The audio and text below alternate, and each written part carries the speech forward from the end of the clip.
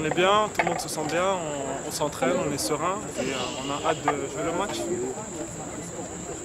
D'accord, l'adversaire c'est le pays hôte. Est-ce que mentalement, psychologiquement, vous n'avez pas une certaine pression de jouer à Ebimpe demain? On a déjà joué là-bas, c'est un terrain qu'on connaît, c'est le terrain de l'autre, comme vous dites. On est bien, on se sent bien, on a eu une bonne victoire là-bas et on ne va pas changer nos habitudes, ça va rester la même chose. Est-ce que l'objectif il reste de remporter cette CAN? L'objectif c'est de gagner le match de demain et après voir comment ça va se passer après le match. Comment vous vous sentez mentalement justement avant d'affronter le pays hôte qui part quand même terre favori demain? Nous on se sent bien, je ne sais pas qui est favori plus que l'autre, mais voilà, nous on se sent bien, on reste concentré sur notre boulot à nous. On fait ce qu'on a à faire comme depuis le début et on verra comment ça va se passer. Physiquement, on vous sent supérieur quand même avec le nombre de buts que vous avez inscrits. Est-ce que De Sabre, il vous a mis un peu dans la tête que demain c'est votre match et la finale en ligne de mire?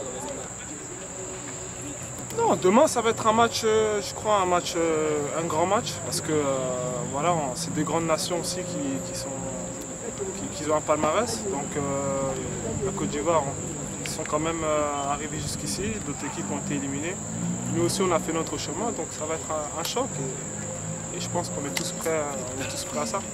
Et ce qui se passe au Congo, est-ce que ça peut être un impact positif ou négatif justement selon vous? Ce qui se passe au Congo, c'est triste, tout le monde est au courant.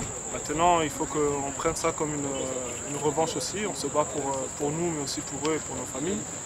Et on donne le maximum sur le terrain pour rendre fiers nos compatriotes. On s'est bien préparé, on sait que ça va être dur, mais je pense qu'on est prêt à faire une bonne rencontre. Est-ce qu'il y a de la pression?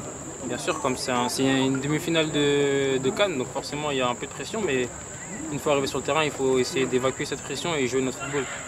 Tactiquement, on vous sent un peu supérieur quand même à la Côte d'Ivoire sur votre dernier match, entre autres. Est-ce que ça, c'est aussi votre point fort avant d'affronter la Côte d'Ivoire demain? Tactiquement, c'est sûr qu'on a bien bossé avec le coach, tous les coéquipiers, et on va forcément essayer de faire un très bon match dans tous les domaines, que ce soit tactique, technique, physique, surtout mental, ça va être important. Donc voilà. C'est quoi pour vous la force du groupe?